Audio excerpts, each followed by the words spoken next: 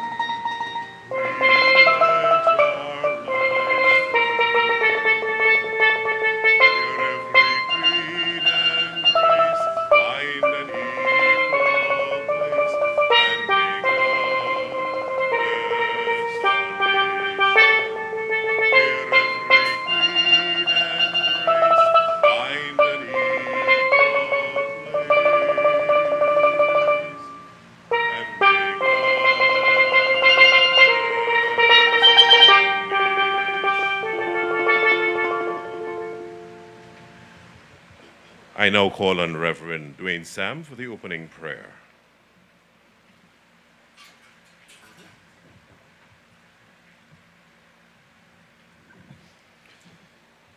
Grace, mercy, and peace from God our Father and the Lord Jesus Christ. This is the day that the Lord has made. We will rejoice and be glad in it. Almighty God, it is with a sense of deep humility that we dare place our hands to the plow, even as we gather for this turning ceremony for the Ministry of Social Development and Family Services. Even now we ask that your presence will be amongst us, and you will reveal yourselves in all that we say and do, not only outwardly, but our hearts will be stirred with compassion and empathy for those who are struggling in all the ways, and so will need the support of the rest of the society. May we recognize and appreciate at this moment, the admonition of Solomon, that unless the Lord builds the house, those who build it labor in vain. And unless the Lord guards the city, the guard keeps watch in vain. May we recognize that you, O Lord, what you really require of us, but to do justice and to love kindness and to walk humbly with our God. And so, Father, may this project represent a time of good stewardship, of good budgetary financing. And so, gracious God, in the end, we'll be able to proclaim the words of our anthem. May every creed and race find an equal place, and may God bless our nation. In the name of Jesus Christ we pray with thanksgiving. Amen. Thank you, Pastor Sam. We may be seated.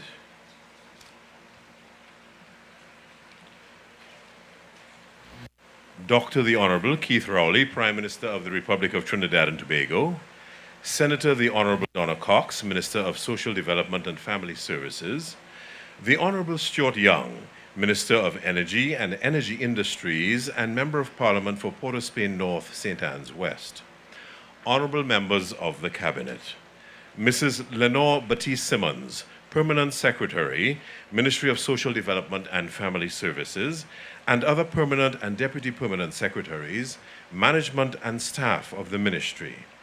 His Worship, Alderman Chinua Alain, Mayor of the City of Port of Spain, Deputy Mayor, Councillor Ms. Abina Hartley, Northern Port of Spain, Mr. Noel Garcia, Chairman of the Board of UDCOT and members of the Board, Mr. Mika Charles, Chief Executive Officer, UDICOT, Management and Staff of UDICOT.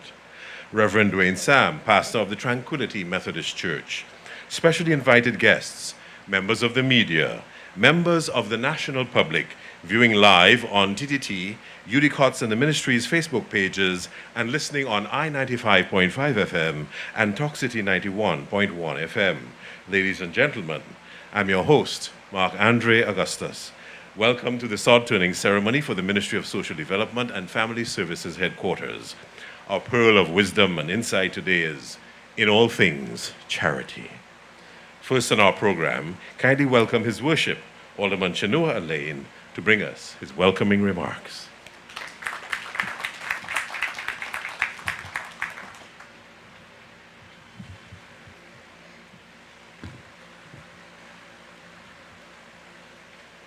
The protocols having been established, ladies and gentlemen, permit me to recognize Dr. the Honorable Keith Christopher Rowley, Prime Minister of the Republic of Trinidad and Tobago, Senator the Honorable Donna Cox, Minister of Social Development and Family Services, Honorable Camille Robinson-Regis, Minister of Housing and Urban Development, and my parliamentary representative, Honorable Stuart Young, the Member of Parliament for Port of Spain North, St. Anne's West. Ladies and gentlemen, good morning. I extend my heartfelt thanks to all of you and welcome all of you, and thank you for your presence here today at this very significant activity. Today, we gather to celebrate a pivotal moment in our city's growth and the advancement of social services for all of our citizens. The establishment of the ministry's headquarters here in Port of Spain emphasizes the government's continued commitment to providing accessible and effective social services to the people of Trinidad and Tobago. It reflects our steadfast dedication to nurturing a society that prioritizes the welfare of its citizens, especially those who find themselves in vulnerable circumstances. This property will evolve into a center of excellence for fostering a positive environment for the development and implementation of social initiatives that genuinely impact the lives of our people. However, the vision goes beyond the scope of social services. The construction of this headquarters serves as a symbol of our collaborative dedication to the revitalization of Port of Spain via economic growth, service delivery, and infrastructural development. As we lay this foundation, we create further opportunities for all citizens to contribute to the prosperity of our nation. This development here on Tragweed Road is in alignment with the city's focus of addressing the needs of the elderly, the differently abled, the socially displaced, and many others who may simply be in need of a helping hand. And I'm reminded this morning, one of my first engagements as the Mayor of Port of Spain, one of my first public engagements was speaking at the sod turning ceremony for the new assessment center for the socially displaced at South Quay. That project and this project are in total alignment. These initiatives show that the city is working hand in hand with central government and that central government is committed to the holistic development of all of our people. I would like to thank the Prime Minister, Dr. the Honorable Keith Rowley, for continuing to invest in the capital city. Your commitment to the people of Port of Spain has not gone unnoticed. I would also like to thank all of the members of the Cabinet, Minister Camille Robinson-Regis, and the Urban Development Corporation of Trinidad and Tobago, UDICOT, who have been working tirelessly on this revitalization effort. I'd like to thank them for continuing to collaborate with the city in transforming our landscape. This partnership between central government and local government underscores our collective efforts to address the diverse needs of all of our citizens. Ladies and gentlemen, thank you very much.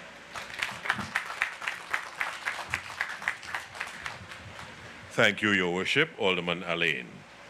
Ladies and gentlemen, let's give a hearty and warm welcome to the Honorable Donna Cox, Minister of Social Development and Family Services, as she brings us her remarks.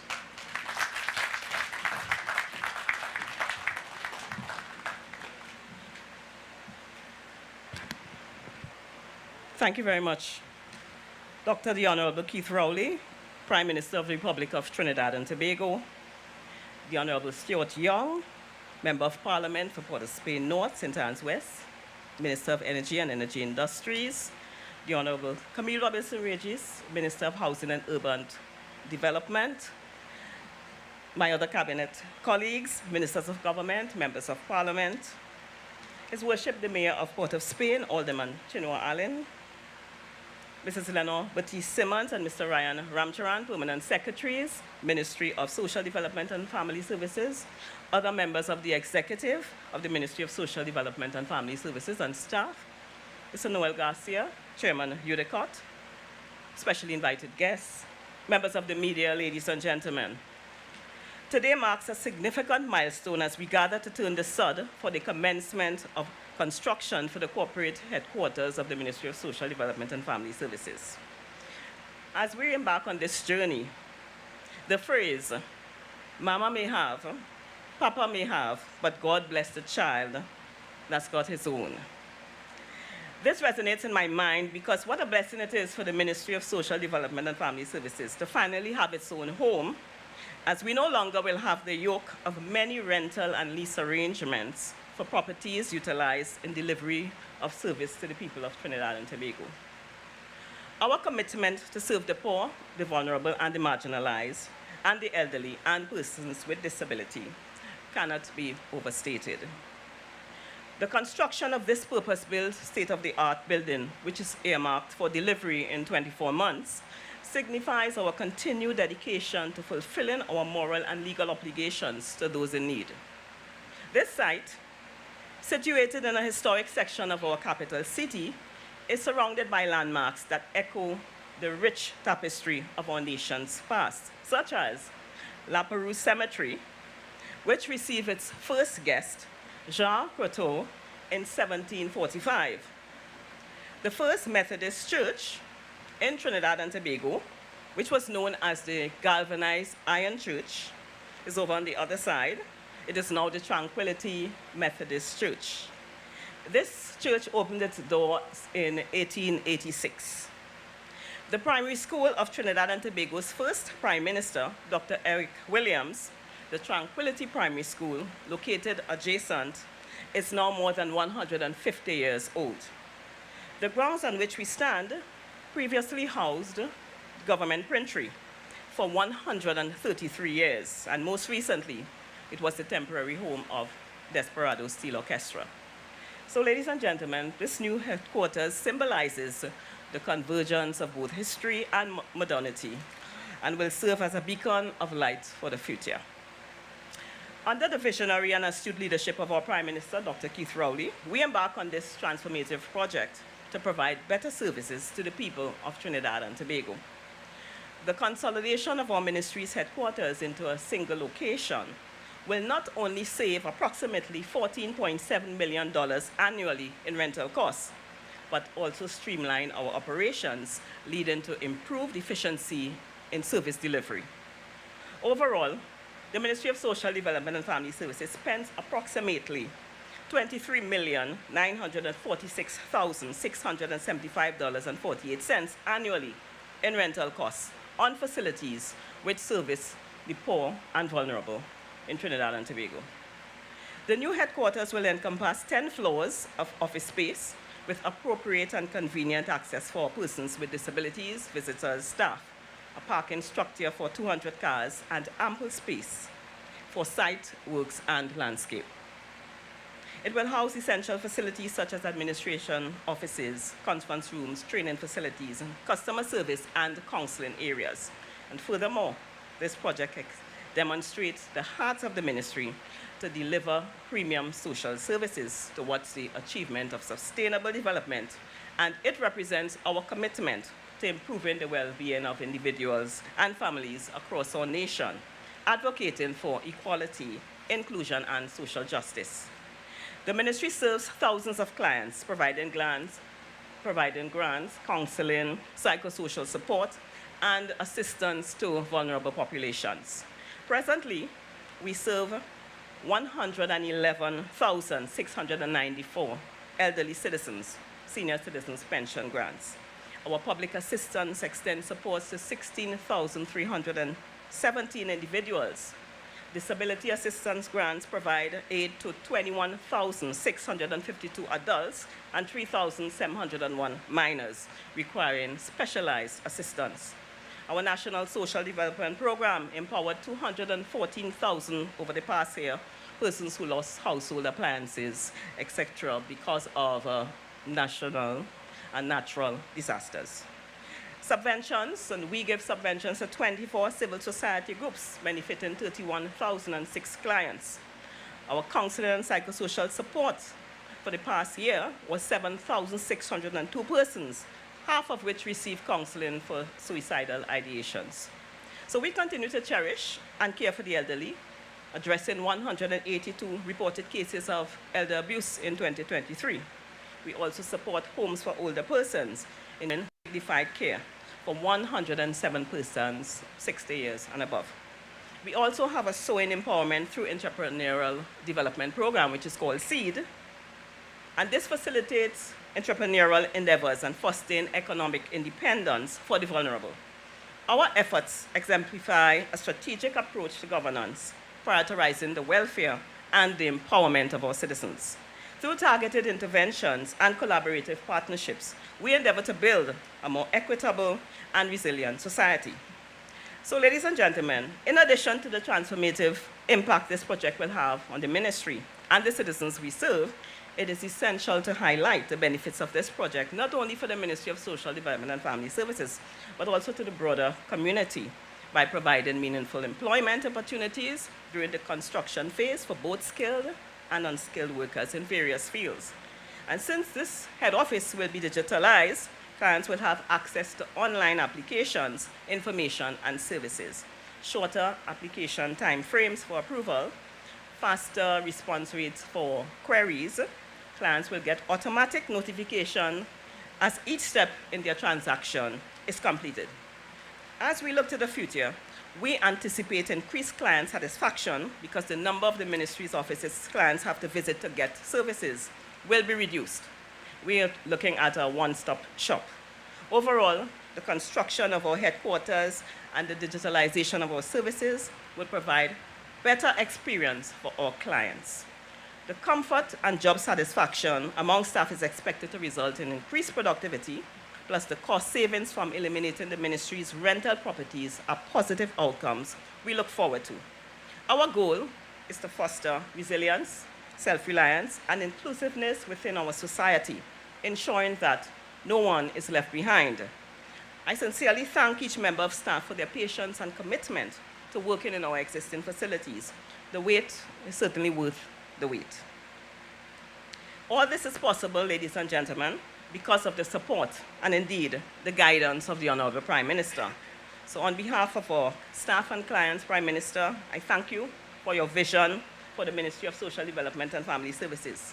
I wish also to thank the dedicated members of staff, our executive and management, for their commitment to this project. And together, let us turn the sod and lay the foundation for a brighter tomorrow. I thank you, and may God bless you.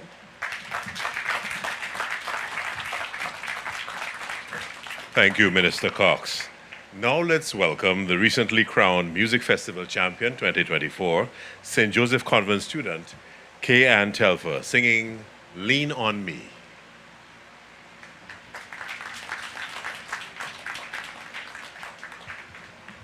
Good morning, everyone.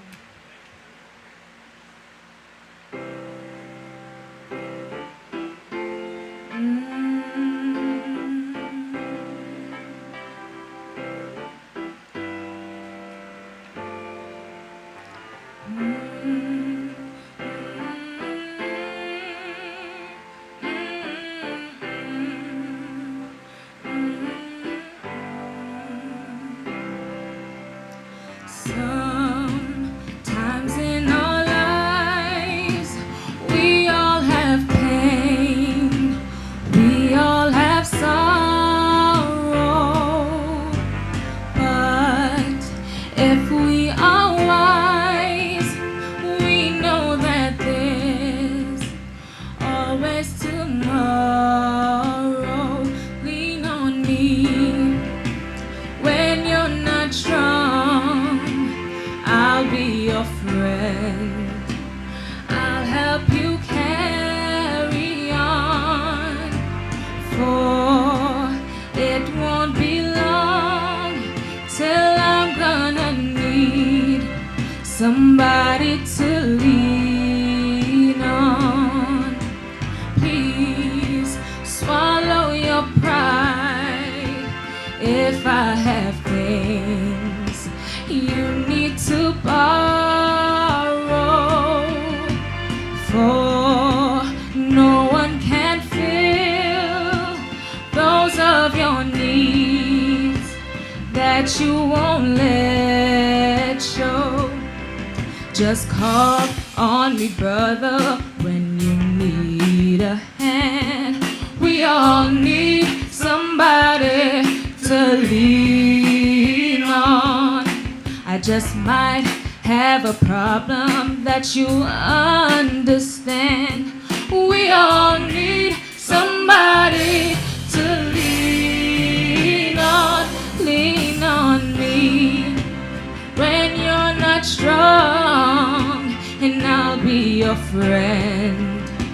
I'll help you carry on, for it won't be long till I'm gonna need somebody to lean on. You just call on me, brother, when you need a hand. We all need somebody to lean on. I just might have a problem that you will understand, 'cause we all need somebody to lean on. If there is a load you have to bear that you can't carry, I'm right up the road. I'll share your load if you just call me. Call me, call me, call me. Ooh. Call me, call me, call me, call me.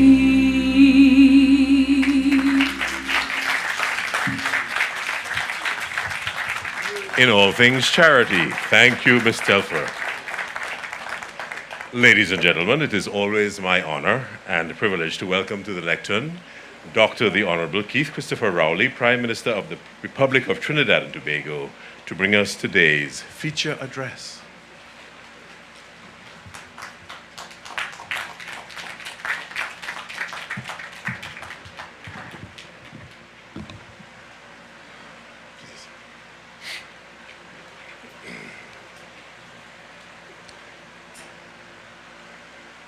Thank you very much, Nigel.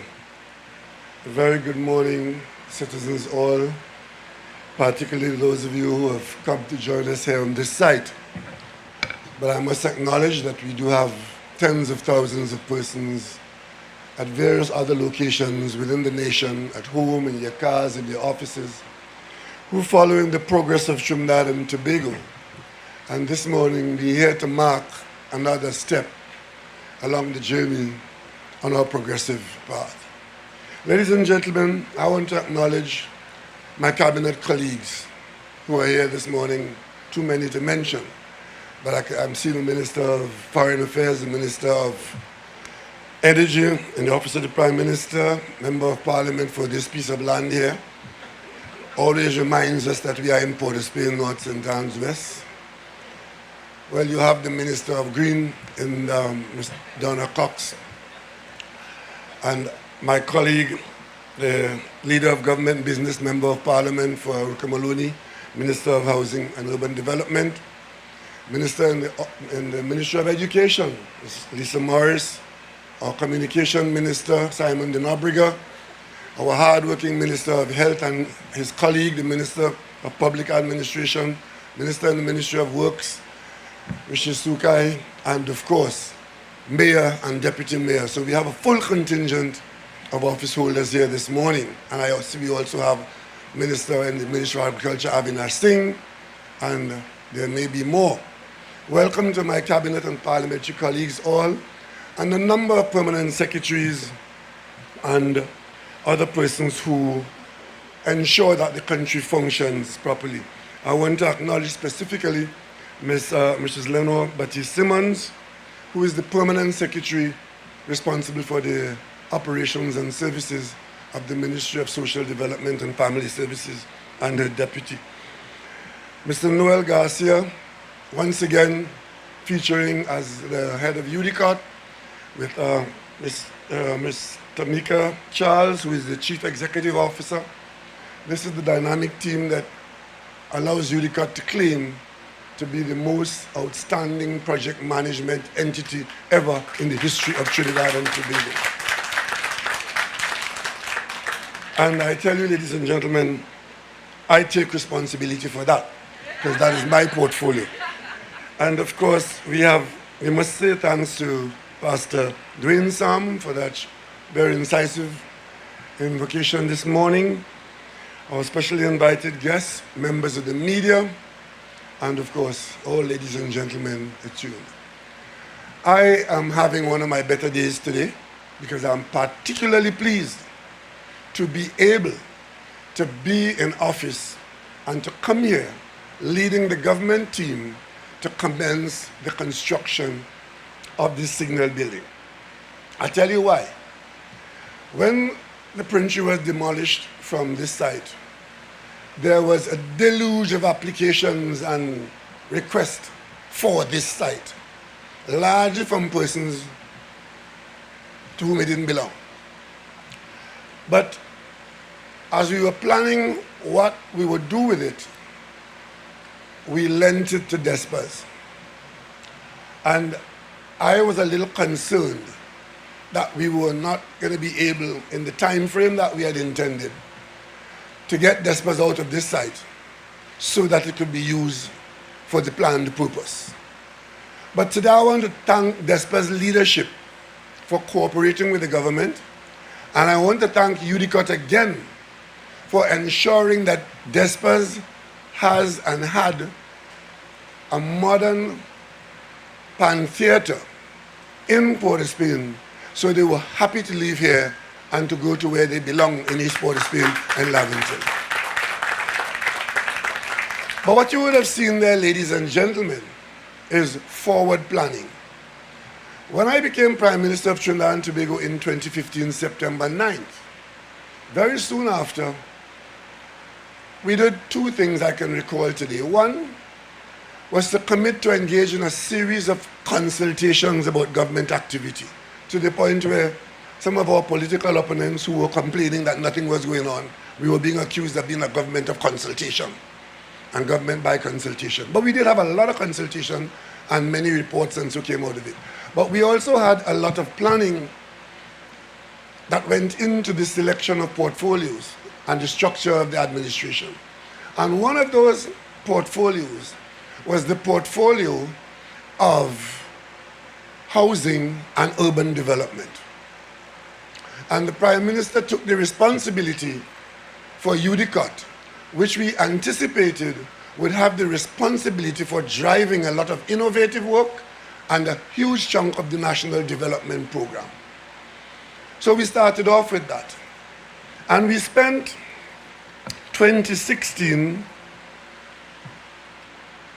on that pathway, but the first thing we did was to focus on preserving what we already had. We knew we would want to engage in building new structures, but we had a number of structures that were bequeathed to us at independence that were rotting and falling apart. So you may recall, even though those were the days of extreme stringency, that we did embark on ensuring that the Magnificent Seven survived and were restored to their grandiose capacities. So what did we do? We repaired Stolbaya Castle. We repaired Whitehall. The Prime Minister's office returned to Whitehall where it is now. We saved Millfleur from legal advice that it should be pulled down because it was too far gone. We brought in Cuban experts, and for surprisingly low funds, they saved the building. Millfleur is today the headquarters of the National Trust. We didn't stop there. We went down to KRC, our major boys' school in the city, which for years, those boys could not go into their hall in that school because the hall was deemed to be structurally dangerous. We repaired it and returned it to the school. QRC was repaired. But that wasn't all. During that period, excuse me, 2016, 2017, we did what appeared to have been the impossible. Because the National Parliament was covered in scaffolding for years. Thank you. And the Parliament was moving from place to place like Miss Howard Cat. Ended up down on the waterfront. In wholly unsuitable environment. UDCOT was engaged, and UDCOT broke up that $540 million contract into 17 contracts and had competition for each component. And in quick order, we restored the Parliament to use $100 million less than the original estimated price. So today we take it for granted that the National Parliament, both houses, the House of Representatives and the Senate, can meet simultaneously. And that block in and around the Parliament is now the signature heart of the nation of Trinidad and Tobago. We extended the Parliament's service across the street because forward planning prevented us from having to construct a new building. We used the AG's office over there. And we could only have done that because in that same period, we completed and put into use the government campus that was left to languish down there. Today, the government campus hosts the Attorney General's office and many others like the Ministry of Education and other ministries down there. You all forget these things because in Trinidad and Tobago, we forget very quickly. But that was a period of great difficulty, but we set out to do more with less. So as we completed the campus, we were able to move the AG office from the building next to the Parliament into the campus and to use what was the AG office as the parliamentary office, and we built a bridge over St. Vincent Street to allow the Parliament to be linked to its offices. Problem solved? Well within budget, well within any explosive expenditure. That's what the government did. And we committed ourselves to that first. The President could not live in President's house because President's house contained between 9 and 11 truckloads of garbage. It was UDCOT again in this same program of preserving and restoring our legacy building that went on assignment to President's house, and under the estimated budget then of $200 million to get it done, because they were saying that is why it wasn't done, because it was going to cost $200 million. UDCOT went into that project, did it for half that cost, and today the President comfortably lives in President House, and President House is used for all the appropriate functions requiring the office of state at the highest level of office in Trinidad and Tobago. That was done during that period. So we did that. We didn't stop there. Today the Ministry of Foreign Affairs is in the best accommodation it has ever been since we have had a Ministry of Foreign Affairs in this country, and it's the Ministry of Foreign and CARICOM Affairs. Came from the back of Knowlesley, where Knowlesley was taken for part of national security, with the ministry buried in the back and staff demoralized. Today, the Ministry of Foreign Affairs is in one of the prime locations in Port of Spain, clean, and if I say serene, worthy of the head office of the nation's foreign outlook and outreach. It used to be the Ministry of Agriculture. We completed the Ministry of Agriculture building in Chaguanas, and that allowed us to convert what used to be the Ministry of Agriculture's location here. And you can accuse me of bias there because that's the first place I worked when I came out of school. And I worked in that building again as Minister of Agriculture. And I always felt that the site was underutilized. And we converted that old building, modernized it, and created comfortable, stately accommodation for the Ministry of Foreign Affairs. That's what it's done. And after that, while we were doing that, we were on the drawing board for what we would build. Because all that I told you there for the last 5 or 7 minutes were looking after what we inherited that was going to the garbage dump. So we fixed that first. And then we started to build after significant planning arrangements were in place.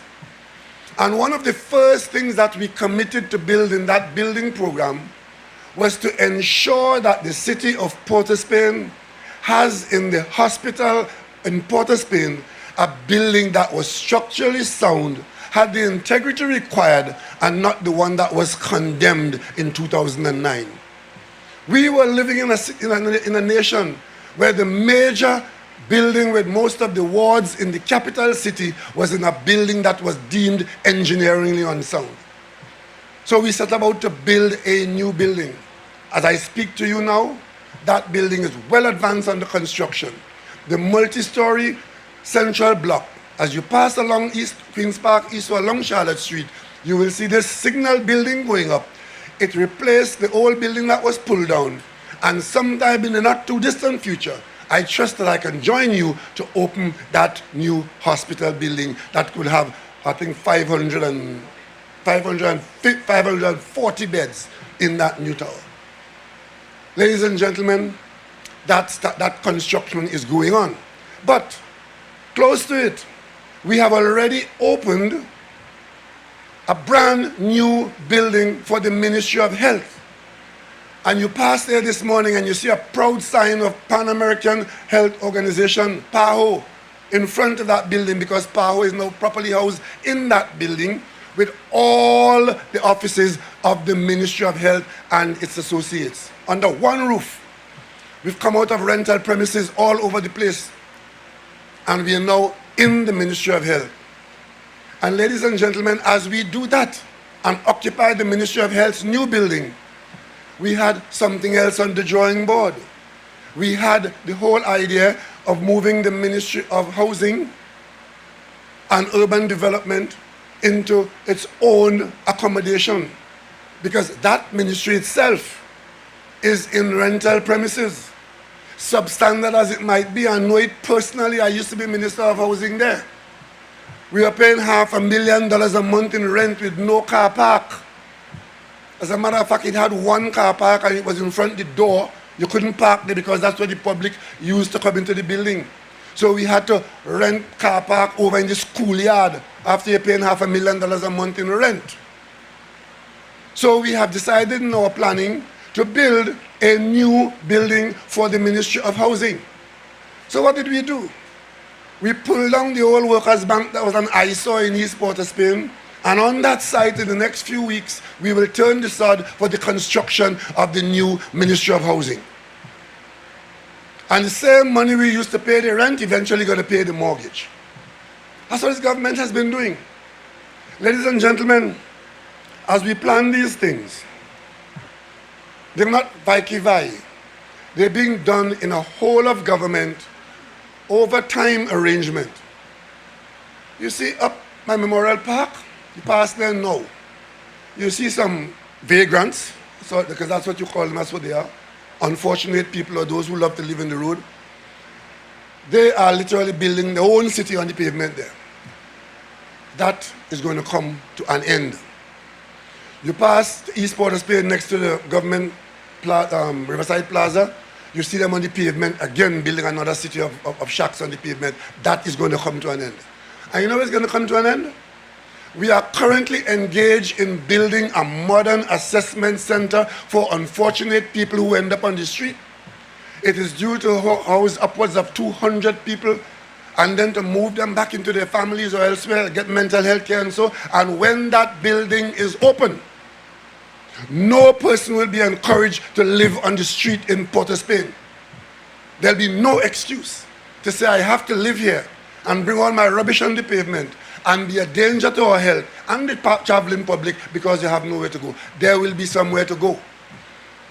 And when you are required to get off the street, and even more, when you get an HDC house and you have a job and you refuse to pay the rent, or you refuse to go and get a job to pay the rent, and you have to be evicted, there'll be somewhere for you to go. Because you see, these are the things that keep dragging around our neck like an anchor in a shallow ocean, because we are doing things the wrong way and expecting the right result. And it takes the government to face the unpopularity of doing the right thing, to get the right thing done, that it become taken for granted after all. Because I will tell you, when our legacy buildings were being rotted and being ignored, and when President House stayed there after the roof fall in, this nation watched people in office spending hundreds of millions of dollars and giving away billions of dollars and had nothing to say. Today they have a lot to say about this government, and I could tell you quietly, most of it is good. Most of it is good.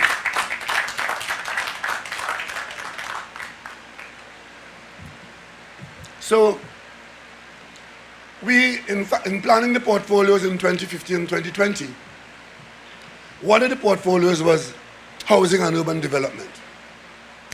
So housing has been restructured. The Ministry of Housing, or I should say is being, because it's not, the process is not complete. It's a pretty extended process.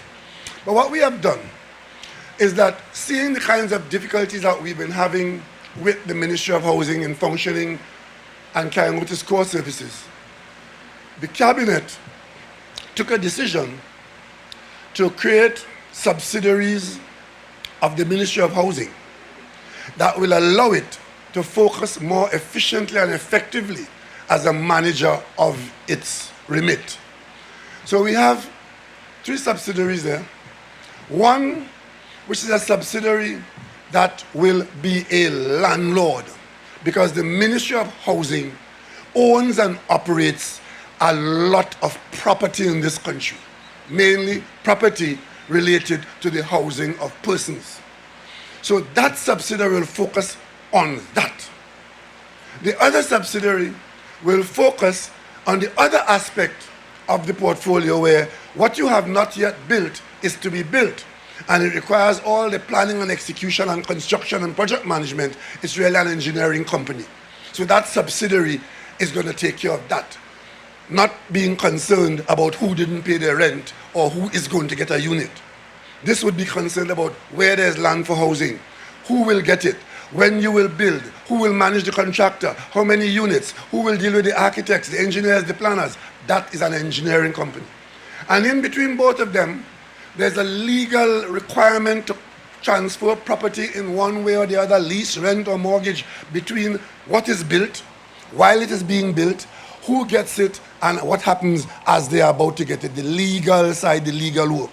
If there is one area where the HDC is falling down, the Ministry of Housing right now, you would not believe this, is that simple matter of executing mortgages to people, many of whom are willing and ready to pay their mortgage, but the administrative arrangements aren't in place as effectively and efficiently. So we've created those 3 entities, and very soon they'll become well known to the country. Because if you are in fact an owner of HDC property, you will only be dealing with the landlord part of it. If you are in fact waiting to be allocated a unit, you will focus on what is happening with the engineering part of it. And if you have already been allocated but the documentation has not been completed, you'll be focusing on the legal entity of it. And then the holding of those 3 companies is the Ministry of Housing at the top with the minister, and you have 3 subsidiaries below with boards running those aspects of it. We've done that. That is what exists today, holding out the promise for greater efficiency. And of course, that is why we are building the head office in Port of Spain, to allow those entities to function in proper accommodation and to have the public come with the easiest of access. But there's something else that happens there too. None of these buildings are being brought in from abroad. They are being built in Trinidad and Tobago. They're part of the development program, meaning that you're creating thousands of jobs. Thousands of jobs are required. And as the work moves from renovation in Whitehall and President House, the people who were working there are no longer working there. That series of jobs have come to an end. So if you don't have other projects for those skills to move into, then I need not explain to you what is happening. But if you have a rolling series of projects and you move in a measured way from one to the other, because you would have gathered, much as we would like to have all of it done, it all cannot be done and should not be done at the same time.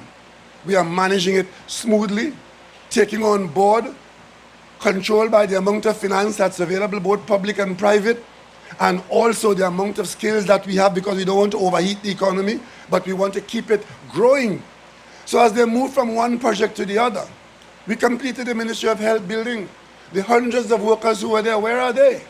They will be looking for work in another construction site. And I dare say it is the government's responsibility and the private sector's responsibility to make sure that these opportunities exist so that the skills can move year after year from one to the other. And that is what the nation building of infrastructure is all about. I bring it to the other point that is a very sore point in this country. Sore to the point where some of our ne'er-do-well colleagues in the parliament have convinced you that if a minister of government owns property or his family owns property and that property is rented by the state, when any business comes up before the cabinet to renew the rent or to do whatever, anything to do with it, that minister has to declare his or her interests. That's called recusal. Ministers come from all over to win seat or to be appointed to the parliament. You're not disqualified because your family owns property or because you are a wealthy man. In fact, most political parties go and look for business people to bring them into the parliament. But once you bring them into the parliament and they're given office, when their matter or matters for the family come before the cabinet, under my government, they are required to recuse themselves. They can't sit on it and make decisions, knowing that the decisions are for their family and for their friends. So somebody who has a family with a lot of properties in Port of Spain, rented by all the governments, when they're in the cabinet, all that they're required to do is to recuse himself or herself. When the Minister of Education has a daughter, and I have a daughter, and they win a government scholarship, we don't sit in the cabinet silently and say, approved, agreed. We indicate that we have an interest. My daughter's name is on that list. That is called recusal, and you take no part in the decision. You know what they're teaching you all? That if you do that, you're committing a crime. And I see some of you repeating that nonsense. So what is to happen is happening, and you somehow interpreting that as a crime. But what is not supposed to happen, when it happened, they didn't tell you.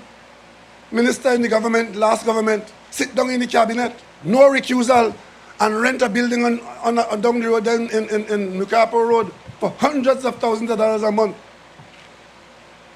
without as much as a buy your leave. That is what is not supposed to happen. So you got to be careful that you understand these things and you know what is right and what is wrong. You know what is good and what is bad. So the Ministry of Housing is one ministry where it wasn't just the Ministry of Housing. It was the Ministry of Housing and Urban Development. Because these properties that the government own, if they were allowed to deteriorate and fall apart as Millfloor almost did, then the built urban environment of Port of Spain was being destroyed. So the Ministry of Urban Development had to ensure that these destructions did not take place. I heard it said that the Prime Minister's residence, which was a new building, should have been used not by the Prime Minister and his family, but a home for battered women. That was pandering at its worst. Because clearly, as we are doing now, providing support to battered women, but the home of the Prime Minister is not the same thing. So how you could tell people that? How you could say that? If you don't want to go there, don't go. If you leave it to be a little by the hour, leave it so. But don't tell people that. That's an insult to the population. And therefore, the Ministry of Urban Development at work is working closely with UDCOT and the Office of the Prime Minister and the Cabinet to see how we develop our urban space, the chief of which is the capital city, Port of Spain, which is the capital of Trinidad and Tobago. I'm not a missionary on this now, you know. I win $100 in a cabinet a long time ago, a Manning cabinet, when a banker bet me $100 that we will not move the Jack Brothers from where they were downtown Port of Spain, a slum in the middle of the city. I bet him $100. I say, watch me and this government. And we built the Brian Lara Promenade. To his eternal discredit, he has never paid the $100 he lost in the bet. But the Brian Lara Promenade changed the face of Port of Spain and give us an idea as to what it could be if only we do it. And of course, the government campus, ask yourself where all those government workers were before that campus was built. Just ask yourself, where were they? And since they're so concerned about rental, how many $100 million the state was paying in rent to accommodate all those government workers who are now in the government campus? This project here today, one ministry, there are 27 units in that ministry that will be housed here. Most of those units are all over the place in rental units. But all 27 units would be on this location in a building owned or to be owned by the state. So what this government has done, I should tell you, when we started out looking at this rental situation, my cabinet colleagues will tell you that I kept telling them, when you go to negotiate or have your department negotiate government rent, negotiate hard. And if you don't get what the government thinks is a reasonable rent, walk away. Because the government is the best user of space in the city. And if they don't get government rent, they have no reasonable expectation of getting a second rent. So ensure that the taxpayer gets the best benefit. As a result of that, under this government, we've done two things. One, we've driven the cost of unit rental downwards. And also, in some instances, we've held the cost where it was on its way spiraling upwards. That's what we've done. So over and above building new buildings and taking people out of rental, where we still have to rent, we have ensured that the price that we pay is not driven by any perceived market because you think that your building is only desirable by the government. Not at all. We're working on all fronts. And even as we build all these buildings, the government is still out there as a major tenant in private sector buildings. So the private sector and the government has always been hand in hand in this. Because the government does not have all the resources to build everything that the government needs in any reasonably short time frame. So the private sector involvement is that the private sector before would build a building and the government will see the finished building and a ministry or department will say, okay, there's a new building on so-and-so street, we'd like to have it rented. And usually it will be checked out, and if all the boxes are ticked, then the government department will go in there. That's how it used to be. Now we go further. We put RFPs out, requests for proposals, and we invite the private sector, come.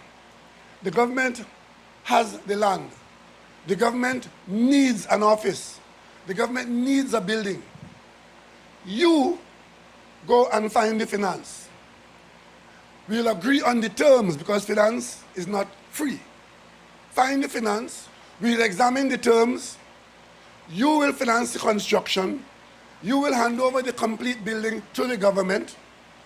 After the government would have paid you in increments over 15 years.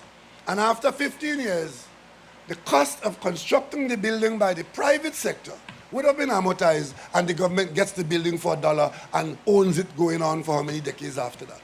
That is how the Ministry of Health has got its head office. The model worked beautifully. The people in the Ministry of Finance, they checked out all the numbers, all the banking charges, all the inputs as to what it should be, and approved the cost of the building. So when that was over, and we went out for the other RFP, for another building, this time the Ministry of Housing, and the contractor came, of course, asking for improved terms and conditions, we were able to say, no, we know this very well. It worked well on the Ministry of Housing, so we have a good idea, so you ain't getting that. And of course, the contractor fussed a little bit, and he tried to walk away, and we said, go. And then he comes back and he said, I agree, and now another project is going to be done like that. I want to hold that out to the business sector in Trinidad and Tobago. Trinidad and Tobago, where the state could invite you in. The Minister of Finance will be happy to take on those reasonable debts, knowing that we believe in the future of our country, that if we don't pay all of it today, over 15 years we can pay it, but we can have the use of it immediately, especially when savings are involved. Find the financing, because when you look at the money supply in this country, even as the Minister of Finance is telling you that the overdraft is up to 80% and 90%, there are people in this country with significant cash reserves in the banks of this country. Money sitting in the bank belonging to A, B, C, or D is not helping us. But if that money is put to work on projects, it creates a multiplier effect and is put to work. Doesn't matter who owns it. It is not only the government that owns money in this country. As a matter of fact, I'm going to take a guess here, because I haven't read the documents on that for a little while. I'm sure the private sector owns much more money in this country than the government. And many of them make significant profits every year. And you ask yourself, really, what do they do with those profits? Especially if they are private sector owned earning units. Some of the big units like the banks and so, they have a lot of shareholding, pension funds, where they pay out pensions to everybody. Many people don't know that. Many people think it's the manager of the bank that owns the money, so can fight the manager of the bank. The banks are largely owned by pension funds. Massey, right? Pension funds own most of Inland Massey. Some of you don't know that. So if Massey fails, your pension in trouble. But there are people who can raise finance. And once we have a proper structure that's transparent and accountable, I'm expecting that more private sector investment will take place.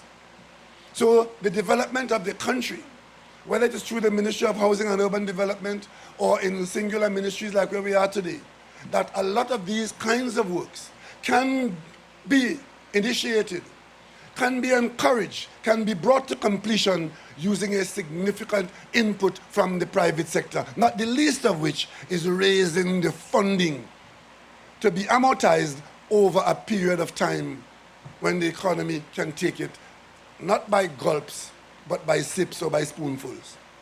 So ladies and gentlemen, we have resources. But what is required to ensure that those resources are used in the most effective and efficient way is a government that understands and is willing to work on the models that I've just outlined. That government exists in Trinidad and Tobago today. And that is why we're able to come here. That's why we were able to go to the Ministry of Health. That is why we are raising money for other projects. I'm currently engaging in discussions towards building a school in Tobago. School in Tobago. We can't leave it up to the local people because they can't raise the finances that's required. They could talk about it, but it falls to the central government because we have to borrow the money. That's going to cost, what, about $40 million, $40 million US dollars to build a school, $30 million to build a school. So when people talk glibly about a school, as if you know it's a foul coop, you just go and put some bamboo and some galvanize on top. A modern secondary school, you're talking about minimum $30 million US dollars. So the government has to borrow it. Who can borrow that? The Minister of Finance. The people of Tobago needs it. And of course, we run a deficit budget, but the country does so at its peril. You borrow that money and run that deficit budget under the understanding that the country will be in a position to repay. And that is why we spend as much energy as we have been spending in the energy sector, ensuring that we are in a position to earn significantly, not just to pay bills today, but to service the debts that we have incurred for the last decades. That's what we've been doing. So, we have another big project on TNTech site. You would have seen us clearing away the site that used to be the TNTech power station. The state owns that site. The planning that is going on now, we are hoping that between the state and the private sector that owns a significant piece on one side, if we bring them together physically and plan what goes on the whole block and involve the private sector and the state, we could have a major project down there that would create, one, serious improvement in the built environment, two, a lot of employment for at least 2 to 3 years in construction, three, that those are areas and what is planned to go there would be money earners, business and housing. The housing would earn its return on completion. The business will be a sustained revenue stream. And at the end of the day, the housing in particular will generate significant property tax, because properties like those will be required to pay for the services that the city provides. And that is how we ensure that there's a sound revenue stream for the city of Port of Spain, and people increase their wealth by participating in the ownership of what's going to be built there. That's one of the projects that we expect to conclude for commencement in 2025. Because if we don't get agreement with the private sector, the government will go it alone on the piece of land that the government owns. But I trust that the private sector is visionary enough to understand. And where we have tested these models, the success is tremendous. If there's anybody here from San Fernando, you will recall up until 3 months ago, driving into San Fernando from the north, as you approach the fire station, there was an eyesore on the left-hand side, aiming to become another slum, the old ice factory site. The government has teamed up with the private sector, encouraged the private sector investment there to go and build modern townhouses as you enter San Fernando. I think they built 120, 150. Every single one has been sold. Every one. And on the other side of San Fernando, on the waterfront in the city, where we are doing the San Fernando waterfront project at last, with the private sector, they've put up invitations for, I think, 500 units or something like that. Lady Hills, they awarded the contract, the project has started. You know how many applications they've got for purchase of those units? Must be over almost 2,000. So the appetite is there in the private sector.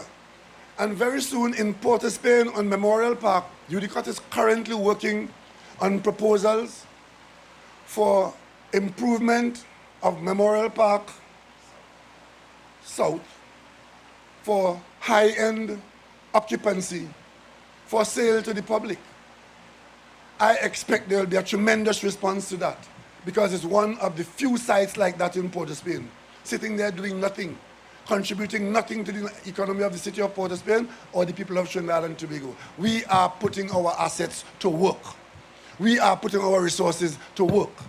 And our young people, because the team at UDCOT, mainly young professionals, have been doing an outstanding job in managing, creating, and is putting these projects out. Every time you come to one of these events, either to open it or to start it, I want you to acknowledge that these are largely the work of our young people, because some people in this country believe that the only young people in this country are young people with a gun on their finger and a motor car under their foot. We are better than that. And there are young people in this country who are making this country proud, and Asha was only one of them. Yeah? And I think this morning she deserves a round of applause for the way that she has stood up in front of the world and portrayed Trinidad and Tobago not as a real place, but one hell of a place.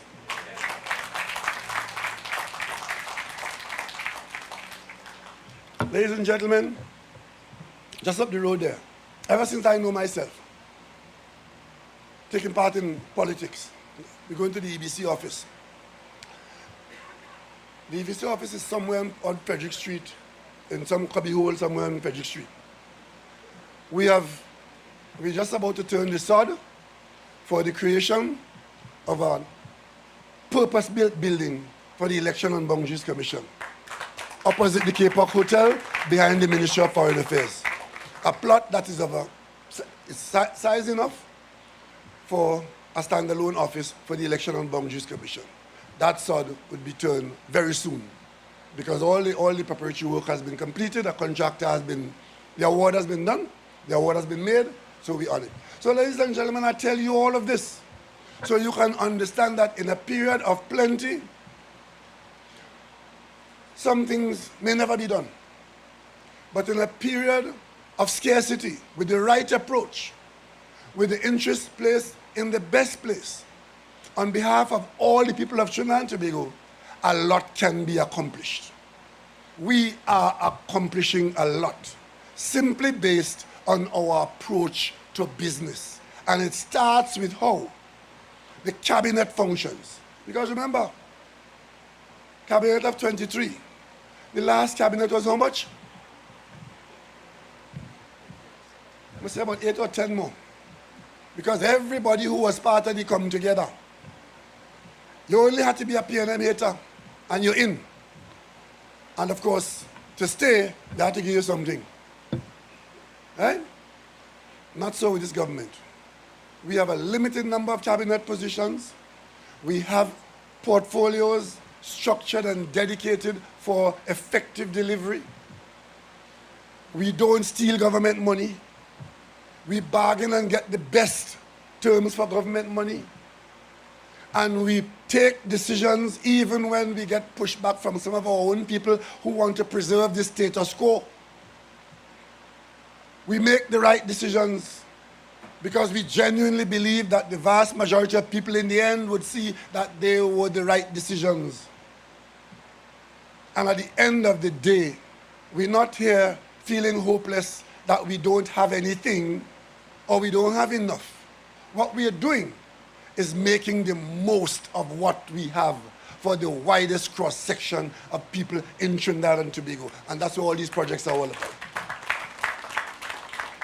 If you are a tradesman, a laborer, a professional, an engineer, a carpenter, you will understand the effects of this, because the government still remains the driver in our economy. If the government withdraws simply on the basis that we don't have the cash in the bank, then what we're going to face is economic contraction. What we are doing is ensuring that what resources the government have, we stretch it, and what the private sector has, we bring it into the kitty, and eventually, working together, we appear to have as much as we can manage at any one point in time. Sustainability is the point. I can go on and give you more details, but the time is short. My colleague here in the next few days, I'll meet you in Citrus Grove. How many units there? Tomorrow? Tomorrow, in Port of Spain, the old Citrus Grove site, you know where CJA was? Sitting there as an eyesore, inviting squatters and mayhem. That site is now going to be used to create another project through the Ministry of Housing, all part of the urban redevelopment. Urban redevelopment. Across from Besson Street, if you go there now, you'll see a hoarding where we are cleaning up that area and using prime land to create shelter and businesses for the community and for the wider national good. Ladies and gentlemen, this government is on the move and nothing is going to stop us. Thank you for your attention.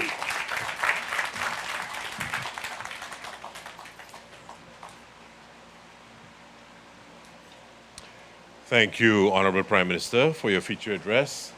Thank you, Minister Cox, for your remarks. Thank you, Your Worship, for the welcoming remarks.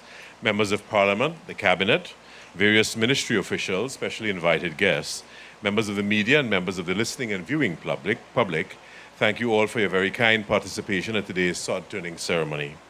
Thank you, Pastor Dwayne Sam, for your opening prayer. We especially want to thank those who worked so hard to clear the site for today's ceremony. And thanks Ms. Babb and Ms. Telfer for today's entertainment. We will now have the turning of the sod by the Prime Minister, accompanied by ministers and dignitaries in his seated front row, flanked on either side by our UDCOT Chairman and CEO.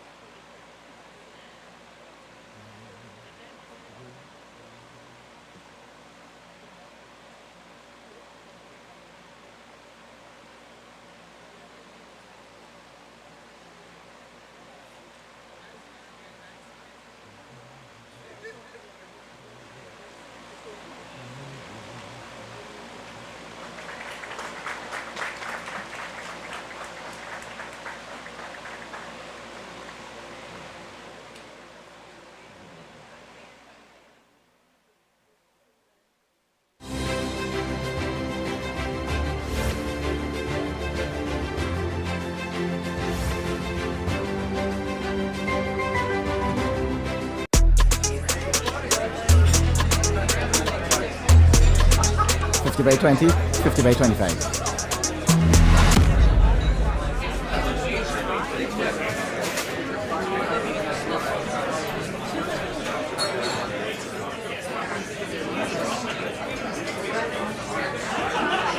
This is Kyron Pollard. When you play, do it the legal way. Don't bet on illegal gaming. Being a winner, it's a very, very exciting experience. Words can't really describe how excited I feel.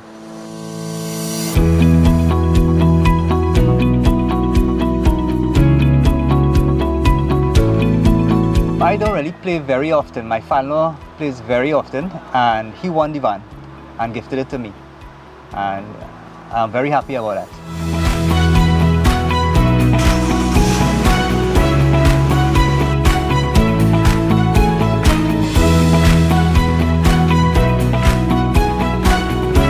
I just wish that everybody, good luck. I hope that you keep on playing and the lucky stars shine on you.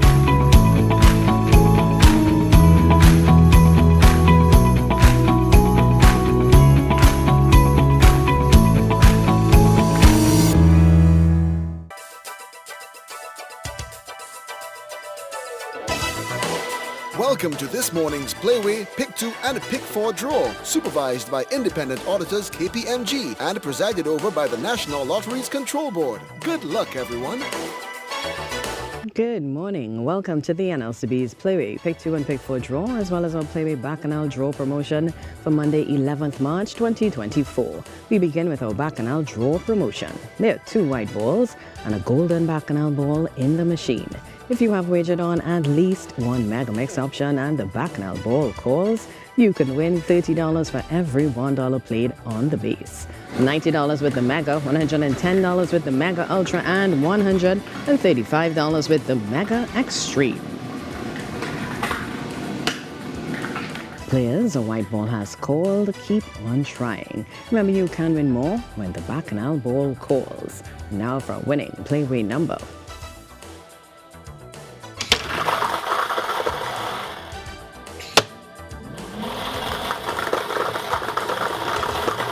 This morning's winning playway number is 24. Lucky mark, Queen, number 24. Players, it's time for your chance at higher Mega Mix winnings. Remember, Mega Mix options cost an additional $1 each.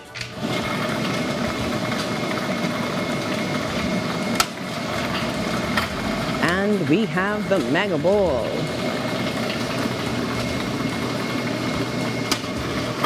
As well as a Mega Ultra Ball. Players, playway number 24, Queen, has called along with the Mega and Mega Ultra Balls. Remember, you can win more when the Bacchanal Ball calls. Next we draw winning, pick 2 numbers.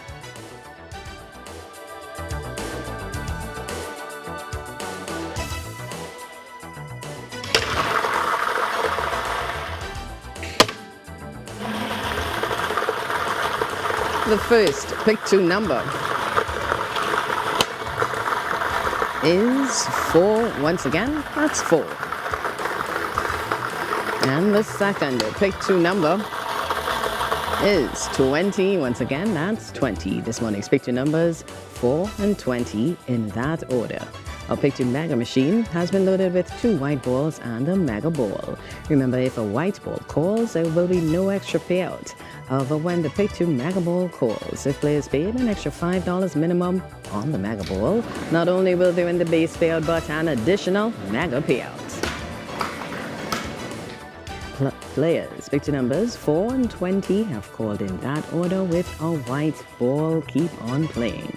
Remember, you can win an additional Mega payout when you play the Mega Ball. Now for pick 4 numbers.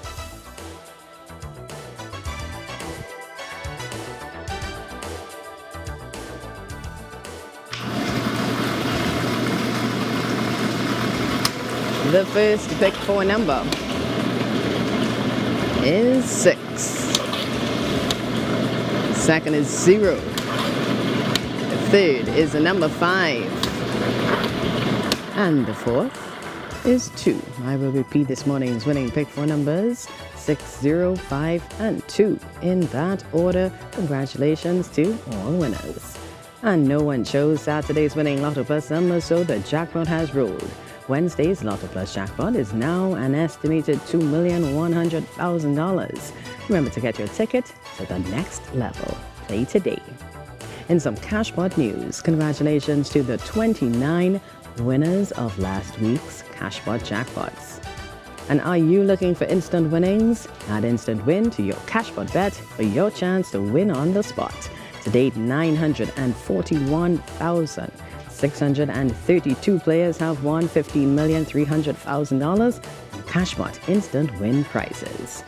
And don't wait to be a winner. Level up with our Scratch games, Set for Life and Payday. 30 chances to win. Scratch now. Thanks for joining us this again at 1 p.m. for another Play Pick 2 and Pick 4 draw.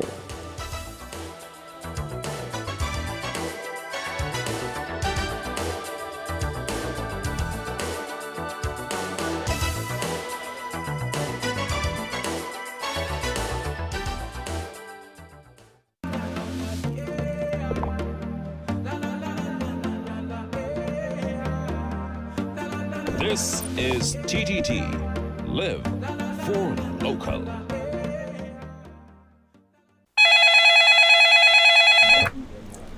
Thank you for calling the counter-trafficking unit of Trinidad and Tobago. How may I help you? The Trinidad and Tobago's counter-trafficking unit, also called the CTU, was established through an Act of Parliament, the Trafficking in Persons Act, Chapter 1210, or the TIPS Act. We are a specialized, multidimensional, civilian-led agency under the Ministry of National Security, responsible for the daily operations of the counter-trafficking response of the Government of Trinidad and Tobago. We implement government policies developed by the National Task Force Against Trafficking in Persons